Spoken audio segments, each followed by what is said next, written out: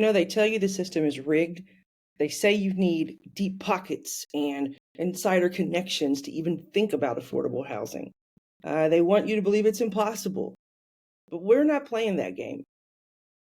We're forging our own path. And today I'm giving you the tools to tap into overlooked resources, the hidden potential in land banks, forgotten government properties, and even family land, or, if you're a faith based person, land that your organization may hold. We're taking back the narrative and we're building communities from the ground up. Let's get to work. So, hey, I'm Dominique Anderson. I'm your realtor development free BFF. I have worked with developers from across Tennessee, Texas, across the country to realize development and move from neighbor to developer. Of course, we're always supposed to say, if you're not subscribed to my channel, please subscribe below.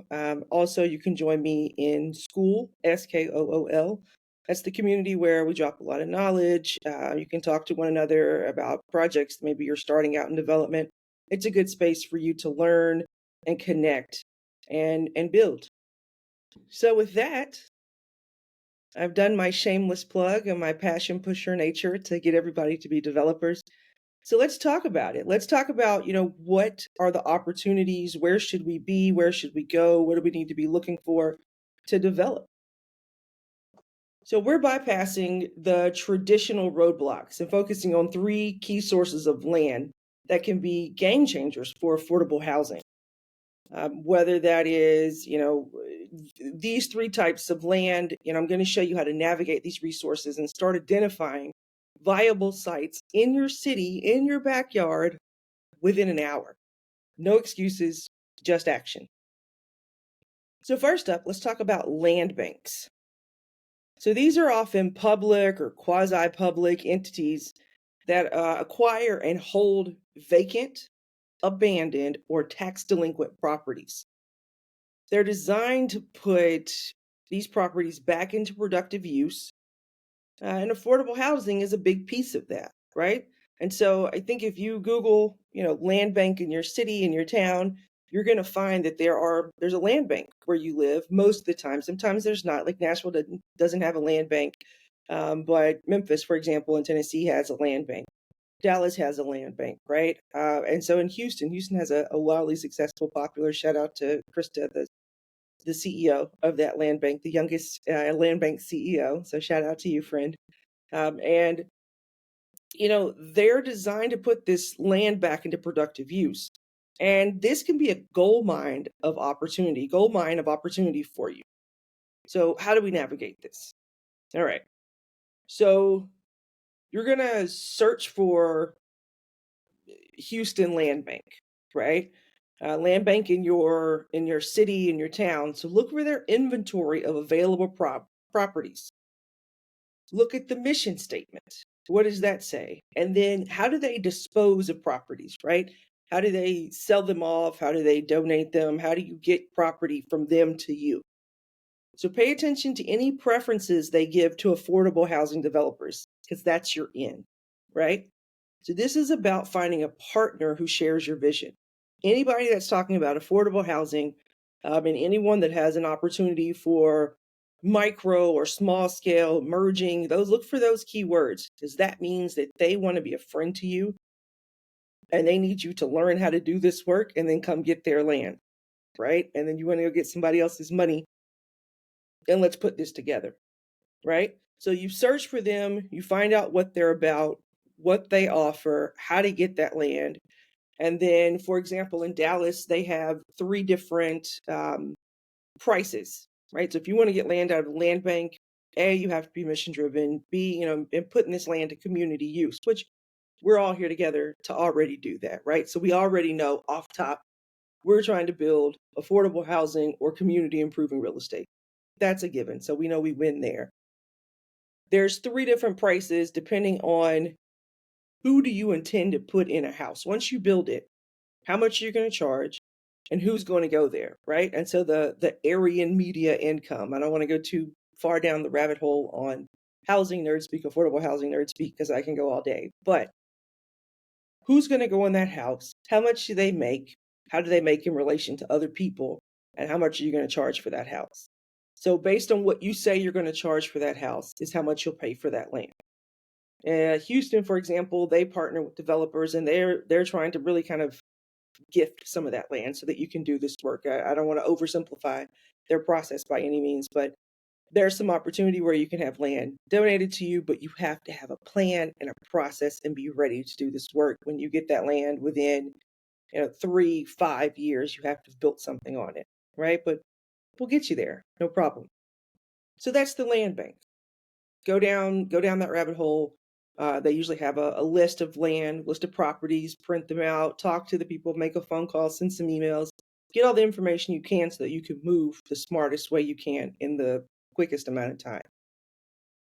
All right, so the next thing we're going to look at is a really seriously underutilized resource: vacant city or county or school buildings. Tons of buildings just sitting, waiting for you to show up and use them. So think about, how do we use those? How could you use those empty school buildings in your neighborhood? Do you live near a school that's vacant? I worked on a project in Memphis. There was a historical to a community. It was a lot of memories attached to this building, and this project was going to become a lot of things, right? So everybody had their idea of what they wanted to see in this building. They knew it wasn't going to be realized as a school again, but there's opportunity to put affordable housing in there. There was a community aspect. But if you notice, I always say the community said they wanted. So there's always a middle between what does the community want? What does the developer want? How do we make this happen, right? And come to the middle.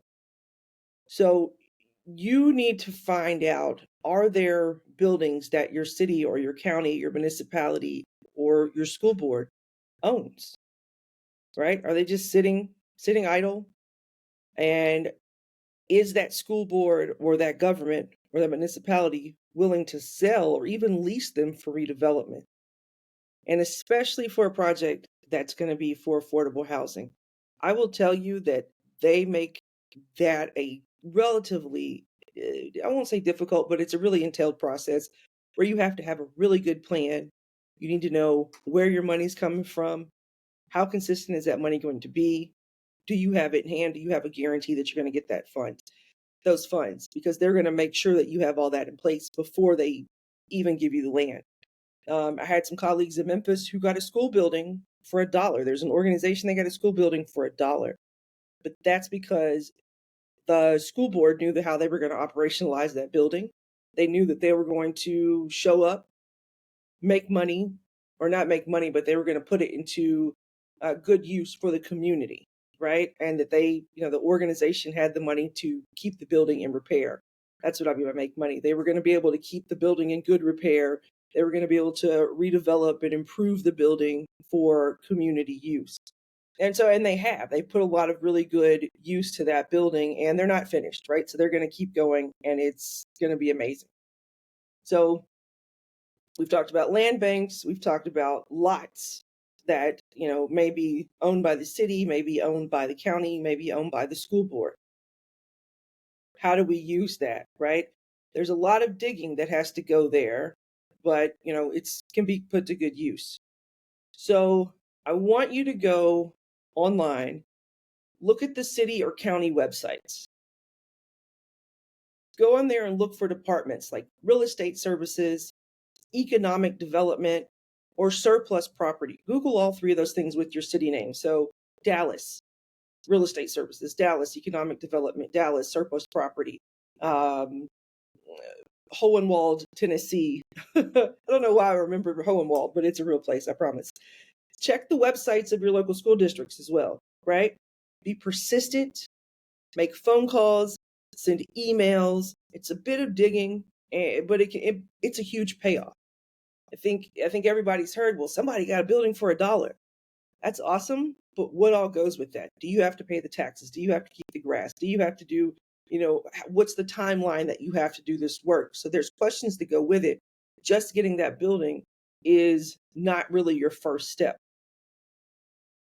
And then, finally, let's think about a resource that may be overlooked And we don't know, maybe sometimes people, I talk to a lot of people, I get a lot of phone calls and emails from individuals who say, my insert here, my grandmother, my mother, my aunt, my grandfather had a piece of land and they left it to me. Or I bought a bunch of lots in my neighborhood, but I didn't know where to start and what to do with it. Or I'm a religious institution and we own land, or a nonprofit that owns land, but we don't really know how to make this turn into affordable housing or attainable housing or a building that's going to move the community forward, right? So think about, if you own that land or if you have access to that land, that's amazing, right? Because they're not making any more land. So any chance that you can get to get that land in your hands, I think that was kind of a Dr. Seuss moment, land in your hand. But once you can get that land under control, it's what's called site control. Site control, which means you own it and can do what you need and want with that land. Site control of land is so crucial and it's a huge first step, right? So, this might involve conversations that you have to have with family members. Maybe you think about things like a land trust or co-ownership agreements. Put everything on paper. Put everything on paper with family, because nothing comes faster between family than money and ownership and opportunity, right?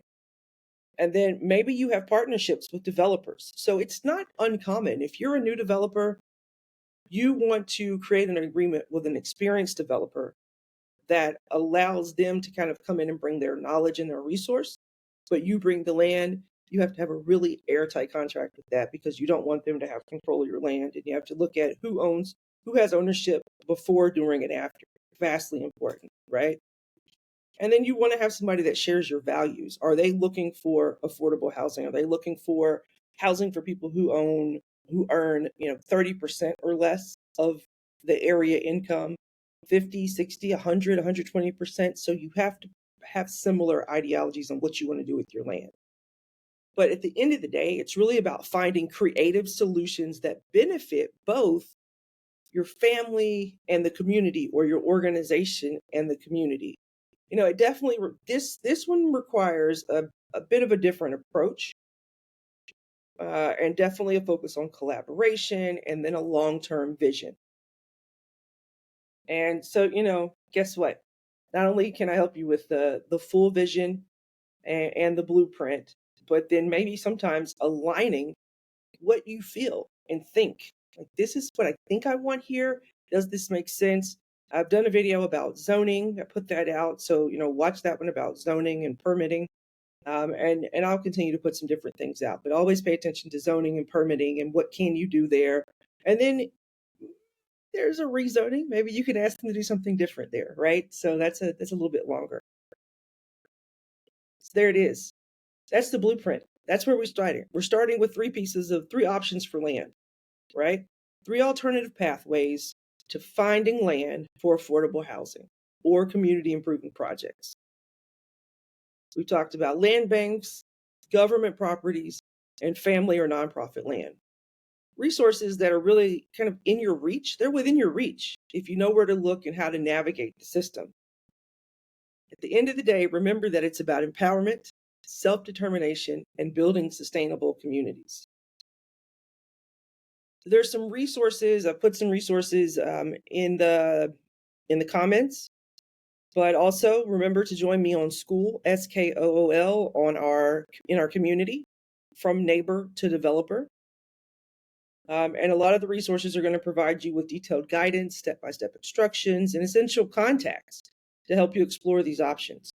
And, of course, don't forget to subscribe, hit the notification bell, share this video with your network. Let's reclaim our communities and let's build a future where everyone has a place to call home. Safe, healthy, affordable housing and community improving products. It's time to act. It's now. All right. With that, I will leave you and have an amazing day.